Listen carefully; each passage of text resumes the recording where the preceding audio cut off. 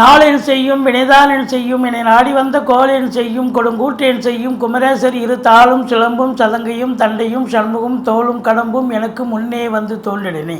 Spiritual ஜோதிடம் TV நேயர்களுக்கு doctor Saidai ராஜாவின் அன்பான வணக்கங்கள். இப்பொழுது நாம் தமிழ் புத்தாண்டு குரோதி வருஷம் பிறக்கப் போகிறது. இந்த வருஷத்தினுடைய பலன்கள் எப்படி இருக்க போகிறது என்பதை நாம் பார்க்க போகிறோம். முதலில் ஒரு ஆண்டு பலனை பார்க்கலாம். அசுரகுரு வீட்டில் தேவகுரு சஞ்சாரம் செய்வதால் இந்த ஆண்டு சுக்கிரனுடைய ஆதிக்கம் நிறைந்த அன்பர்களுக்கு, அதாவது கலைத்துறையில் பணியாற்றக்கூடியவர்களுக்கு, குறிப்பாக சினிமா தொலைக்காட்சி பிரிவில் பணிபுரியும் அன்பர்களுக்கு நிறைய நல்லதுகள் நடக்க வாய்ப்புகள் இருக்கிறது. கம்ப்யூட்டர் பாகங்கள், கல்வி கட்டணம், தொலைத்தொடர்பு சாதனங்கள் போன்றவற்றின் விலை உயரக்கூடும். வெளிநாட்டு முதலீடு அதிகமாக இந்தியாவிற்குள் வரும். விளையாட்டுத் துறையில் இந்தியா பல சாதனைகள் செய்து பல பரிசுகளும் பட்டயங்களும் வெல்லும். இந்த ஆண்டு அமலா யோகம் ஏற்பட்டு உள்ளதால் எதையும் சமாளிக்கும் திறன் நமது மத்திய அரசுக்கு ஏற்படும். வெளிநாட்டில் வசிக்கும் இந்தியர்களுக்கு பல பிரச்சனைகளும் தொல்லைகளும் ஏற்பட்டு வேலை வாய்ப்பு அவர்களுக்கு தடைபடக்கூடிய ஒரு நிலையும் உண்டாகும்.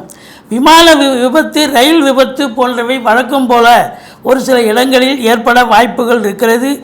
எரிவாயு சிலிண்டர் விலை குறைய வாய்ப்புகள் இருக்கிறது. தங்கம் விலை கிடுகிடுவென உயரும். தென் மாவட்டங்களில் அதிக மழை பெய்யும். புதிய வைரஸ் பரவ வாய்ப்புகள் இருக்கிறது. ஆன்லைன் வியாபாரம் அமோகமாக நடக்குங்க. ஆனால் அதே நேரத்தில் ஆன்லைனில் அங்கங்கே சில மோசடிகளும் நடக்க வாய்ப்புகள் இருக்கிறது. காய், கனி, பூ வியாபாரம் சிறப்பாக இருந்த போதிலும் விலை உயர்வு ஏற்படும் வாய்ப்புகள் இருக்கிறது. தமிழ்நாட்டில் மழை பொழிந்து தண்ணீர் தட்டுப்பாடு இல்லாமல் இருக்க வாய்ப்புகள் இருக்கிறது. மற்றபடி இந்த ஆண்டு சிறப்பான ஒரு ஆண்டாகவே அமைய எல்லாம் வல்ல இறைவனிடம் பிரார்த்திப்போம். வாங்க ராசிக்குள் செல்லலாம். ரிஷப ராசி அன்பர்களுக்கு வணக்கம். காலபுருஷனுக்கு 2வது ராசி. கிருத்திகை 2, 3, 4 பாதங்கள், ரோகிணி, மிருகசீரிஷம் 1, 2 பாதங்கள் உள்ளடக்கியது. சுக்கிர பகவான் ஆட்சி பெறும் வீடு. இதில் என்ன ஒரு முத்தாய்ப்பான ஒரு விசேஷம் இந்த ஆண்டு அப்படின்னு பார்த்தீங்கன்னா, இந்த ரிஷபராசியில் பிறந்த அன்பர்களுக்கு ஒரு பொற்காலமாக விளங்கப் போகிறது. சாதிக்கும் ஒரு ஆண்டாக அமையப்போகிறது. எப்படின்னு பார்த்தீங்கன்னா, இது நாள் வரைக்கும், ஆனால் உங்களுக்கு இந்த ரிஷபத்துக்கும் துலாத்துக்குமே எடுத்துக்கலாம்.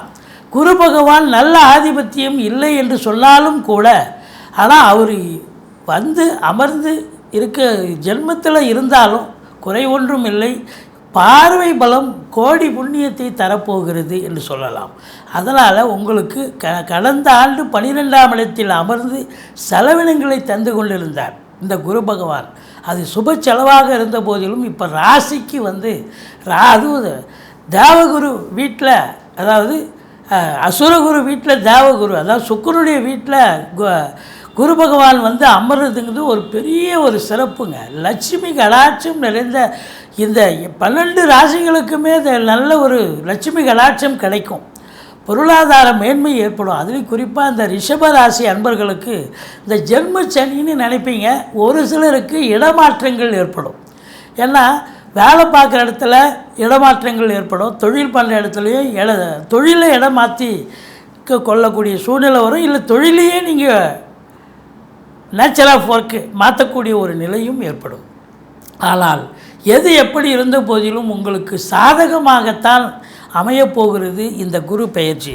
குரு பாருங்கள், உங்களை பொறுத்தவரையிலையும் 5ஆம் பார்வையாக 5ஆம் இடத்தை பார்க்குறார், கன்னியை பார்க்குறார். 5ஆம் இடத்துல கேது இருந்து கடந்த ஆண்டு ஏகப்பட்ட பிரச்சனைகளை சந்திச்சிங்க. பிள்ளைகளுக்கு இடர்பாடுகள், பிள்ளைகளுக்கு உங்களுக்கும் கருத்து வேறுபாடு, பூர்வீக சொத்துல பிரச்சனை, இப்படி பலதரப்பட்ட பிரச்சனைகளை பார்த்தீங்க. குழந்தை பாக்கியம் கூட புதுசாக கல்யாணம் ஆனவங்களுக்கு லேட்டாக கிடைக்கல. இப்போ ஒரு 5 வருஷம் 10 வருஷமாக முயற்சி பண்ணிகிட்டு இருந்தவங்க லாஸ்ட் இயர் டிஸ்கண்டினியூ பண்ணிட்டீங்க. ஏன்னா 5ல் கேது இருக்குது. என்ன தான் வித் ஹெல்ப் ஆஃப் மெடிசன் நம்ம வந்து எது பண்ணாலும் குழந்தை பாக்கியத்துக்கு தடை ஏற்படும் அப்படின்ற ஒரு காரணத்தால் சென்ற ஆண்டு குழந்தை பாக்கியம் இல்லை. இந்த ஆண்டு குழந்தை பாக்கியத்திற்கான ஒரு ஆண்டு. பூர்வீகத்தில் இருந்து வந்த பிரச்சனைகள்லாம் பலன்னு அதாவது அந்த சால்வ் ஆகி இப்போ சந்தோஷமாக இருக்கக்கூடிய ஒரு காலகட்டம்.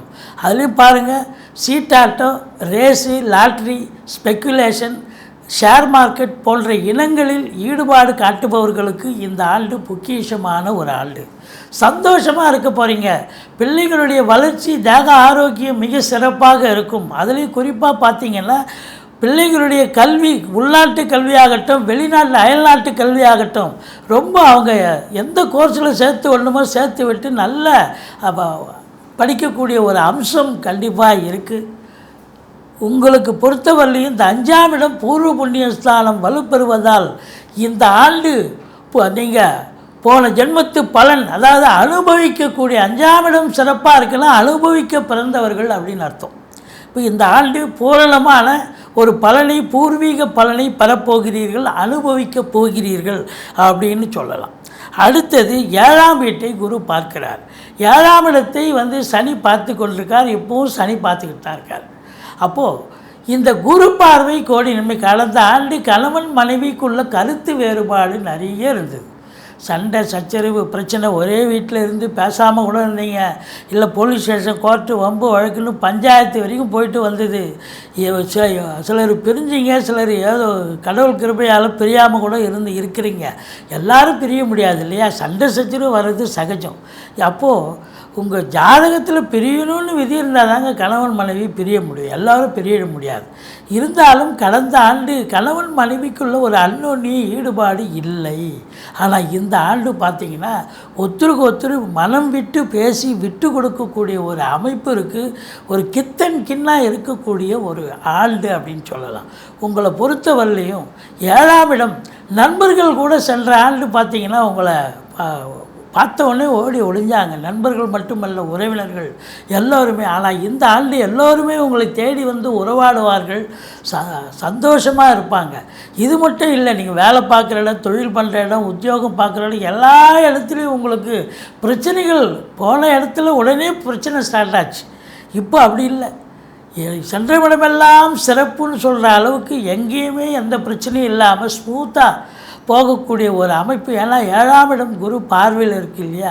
அப்போது உங்களை எதிர்த்து எல்லாருமே, டோட்டல் சமூகமே உங்களுக்கு ஆதரவாக இயங்கும் என்று சொன்னால் மிகையாகாது. இது மட்டும் இல்லை, கூட்டு தொழில் செய்பவர்களுக்கு கூட்டாளிகளால் கூட கடந்த ஆண்டு பிரச்சனை இருந்தது. கூட்டு தொழில் சரியாக போகலை. இந்த ஆண்டு கூட்டு தொழில் சிறப்பாக செல்லும். கூட்டாளிகள் உங்களுக்கு ஆதரவாக இருப்பார்கள். திருமண வயதில் சென்ற ஆண்டு திருமணமே நடக்கலை. ரிஷபராசி அன்பர்களுக்கு, அநேக அன்பர்களுக்கு திருமணம் நடக்கலை, தடைப்பட்டது. ஆனால் இந்த ஆண்டு திருமணம் கைகூடி வரும் அப்படின்னு நம்ம சொல்லலாம். கண்டிப்பாக திருமணம் கைகூடி வரும். வீட்டில் சுப நிகழ்ச்சிகள் நடத்துவார்கள். மற்றபடி 9ஆம் இடத்தை குரு பார்ப்பது என்பது மிக மிக சிறப்பு. வெளிநாடு போகணும்னு நினைக்கிறவங்க தாராளமாக போகலாம். உயர்கல்விக்காக போனாலும் சரி, உத்தியோகத்துக்கு போனாலும் சரி, சொந்த தொழிலுக்காக சென்றாலும் சரி, நீங்கள் கண்டிப்பாக சாதிக்க போகிறீங்க. ஆன்மீகத்தில் அதிக நாட்டம் இருக்கும். ஆலய வழிபாடுகள் செய்வீர்கள். நன்கொடைகள் வழங்கி மகிழ்வீர்கள். தந்தையால் யோக பாக்கியங்கள் கிடைக்கக்கூடிய ஒரு ஆண்டு அப்படின்னு சொல்லலாம். 9ஆம் இடம் என்பது பாக்கியஸ்தானம். பாருங்கள், ராசியில் அமர்ந்து ராசியிலேருந்து 5ஆம் இடத்தை பார்க்குறார், 9ஆம் இடத்தை 1, 5, 9 சிறப்பாக இருக்குதுன்னு சொன்னாலே இந்த ரிஷப ராசிக்கு இந்த ஆண்டு ஒரு முத்தாய்ப்பான ஒரு ஆண்டு. எதையும் சாதிக்கக்கூடிய ஒரு வல்லமை கண்டிப்பாக கிடைக்கும். பாருங்கள், 9ஆம் இடம் சிறப்பாக இருக்குதுன்னு சொன்னாலே நீங்கள் வந்து கடன் காட்சிகள் படிப்படியாக குறையும். உங்களை பொறுத்தவரையிலும் புதுசாக கடன் வாங்கி கூட தொழிலில் வந்து நீங்கள் இன்னும் இன்வெஸ்ட் பண்ணலாம். இல்லை தொழிலை இன்னொரு பிரான்ச்சு கூட ஓப்பன் பண்ணலாம். தொழிலை விரிவாக்கம் செய்யலாம். ஏன்னு சொன்னால் 10ஆம் இடத்துல சனி பகவான் இருக்கிறது மாபெரும் சிறப்பு. இந்த ரிஷப ராசியில் பிறந்தவர்கள் கடந்த ஆண்டு கூட வேலை வெட்டி இல்லாமல் உத்தியோகத்துக்கும் போகாமல் தொழிலும் பண்ணாமல் சும்மா இருந்திருக்கலாம். ஆனால் இந்த ஆண்டு நீங்கள் கண்டிப்பாக ஒரு பிஸி ஷெட்யூல் உங்களுக்கு கண்டிப்பாக கிடச்சிரும். உத்தியோகம் போகணுன்னா உத்தியோகத்துக்கு போகணும், இல்லை சொந்த தொழில் பண்ணணுன்னா தொழில் பண்ண வேண்டிய சூழ்நிலை ஏற்படும்.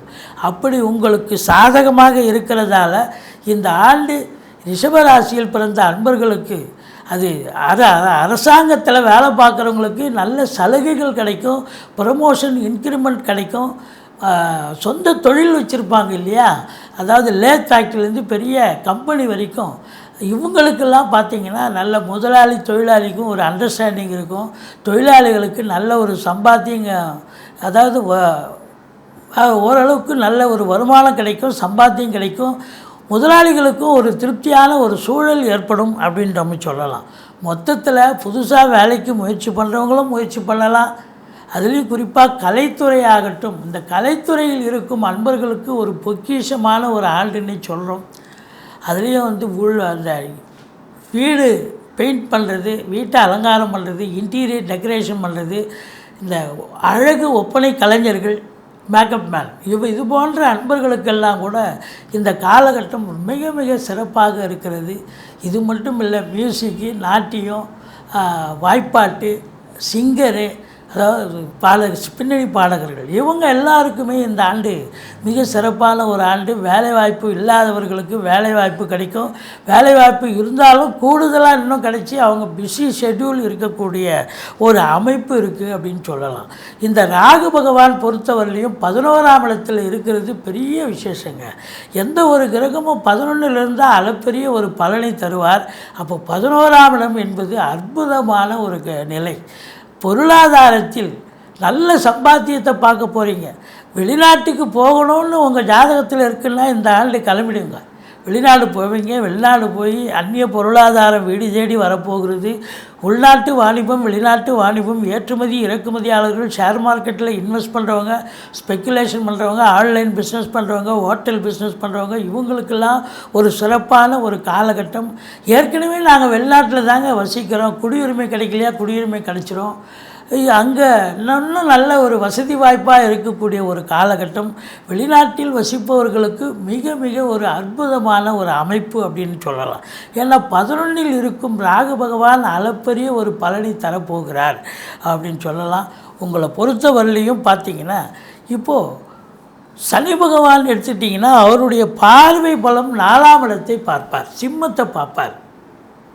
இந்த 4ஆம் இடம் என்பது தாய்க்கு தேக ஆரோக்கியத்தில் அக்கறை தேவை. தாய்க்கு உடம்பு முடியாமல் போவோம், போன வாரம் நல்லா இருந்தாங்க, இந்த வாரம் திடீர்னு ஆஸ்பத்திரிக்கிட்டும் போகணும் அப்படின்ற ஒரு நிலைமை ஏற்படும். வண்டி வாகனங்கள் அப்படி தான். வண்டி வாகனங்கள் வச்சு பொழப்பு நடத்தக்கூடியவர்களுக்கு சவாரி கிடைக்கிற மாதிரி கிடைக்கும், பாதியில் நின்று போய் பழுதாகக்கூடிய ஒரு நிலை, மன உளைச்சல் ஏற்படும். எச்சரிக்கையாக இருக்கணும். அதனால் உங்களை பொறுத்தவரையிலையும் 4ஆம் இடம் வீட்டுக்கு மெயின்டெனன்ஸ் செலவு பார்த்திங்கன்னா திடுதுப்புன்னு ஒரு மாதத்துக்கு இவ்வளோன்னு ஒதுக்கி வச்சுருப்பீங்க, ஆனால் ஒரு வாரத்திலேயே காலி பண்ணக்கூடிய ஒரு நிலையும் ஏற்படும். ஏதாவது ஒரு திடீர்னு ஒரு ஸ்பெஷலாக, அதாவது ஒரு ஒயருக்கு தீஞ்சு போச்சு, இல்லை ப்ளம்பிங் பைப்பு உடஞ்சிக்கிச்சு அப்படின்னா அப்போ செலவு ரெட்டிப்பு செலவாகல. அது எது ரொம்ப எசென்ஷியலாக அதை மட்டும் செய்யுங்க. எல்லாத்தையும் இழுத்து போட்டு செஞ்சிங்கன்னா உங்களுக்கு செலவுகள் ரெட்டிப்பாகும். மற்றபடி உங்களுக்கு பார்த்திங்கன்னு சொன்னால் 4ஆம் இடம் வீடு, வாகனம், தாயார் சொல்லிட்டோம். வீடு பொறுத்தவரையிலையும் வீட்டுக்கு ஷாப்பிங் காம்ப்ளெக்ஸ் இருக்கும். வீடு பார்த்திங்கன்னா அதுதான் சொல்கிறேன்னா, இப்போ பெயிண்டிங் பண்ணணும், இல்லை கடையில் ஷெல்டர் போயிடுச்சு, ஷெல்டர் மாற்றணும் அப்படிங்கிற ஒரு நிலை, இதெல்லாம் சுப செலவுகள் தான் அடங்கும். பிள்ளைகளை நீங்கள் ரொம்ப ஆர்டர் பண்ணி படிக்க வேண்டிய ஒரு சூழல் இருக்கிறது அப்படின்னு சொல்கிறோம். மொத்தத்தில் இந்த 12ஆம் இடத்தை சனி பார்க்கிறார். இந்த 12ஆம் இடத்தை சனி பார்த்தால் என்ன நடக்கும் அப்படின்னா, வேலைக்கு உண்ண மாட்டீங்க, உறங்க மாட்டீங்க, டென்ஷனாக இருப்பீங்க. 12ஆம் இடம் என்பது அயன சயன போகும். அப்போ ரொம்ப பிஸி ஷெட்யூலில் இருந்து நீங்கள் பணமே, அதாவது பொருளாதாரமே முதல் அப்படின்னு கருத்தில் கொண்டு நீங்கள் பம்பரமாக சொல்லிட்டுருக்கீங்கன்னு சொன்னால், அப்போ வேலைக்கு உண்ண மாட்டீங்க, உறங்க மாட்டீங்க, டென்ஷனாக இருப்பீங்க. இதை அவாய்ட் பண்ணிக்க. மற்ற கிரகங்களுடைய அதே சனி பகவான் உங்களுக்கு சாதகமாக தான் இருக்கார். இருந்தாலும் 3ஆம் பார்வையாக 12ஆம் இடத்தை பார்க்குறதால உங்களுக்கு ஏதாவது ஒரு கற்பனை, இதை பண்ணலாமா, அதை செய்யலாமா, இதை அப்படின்னு ஒரு தூக்கம் கெடும். மற்றபடி டென்ஷனாக இருப்பீங்க, எந்த குறையும் கிடையாது. இந்த ராகு கேதுக்கள், குரு பகவான், மற்றபடி சனி பகவான், இந்த கிரகங்கள் ஆண்டு கிரகங்கள் உங்களுக்கு சஞ்சார நிலை மிக சிறப்பாக இருப்பதால் அதுலேயும் குறிப்பாக எஸ்பெஷலி இந்த ரிஷபராசி அன்பர்களுக்கு இந்த குரோதி ஆண்டு ஒரு அருமையான ஒரு ஆண்டு, சாதிக்கக்கூடிய ஆண்டு, சரித்திரம் படைக்கப் போகிறீர்கள். நன்றி, வாழ்க வளமுடன்.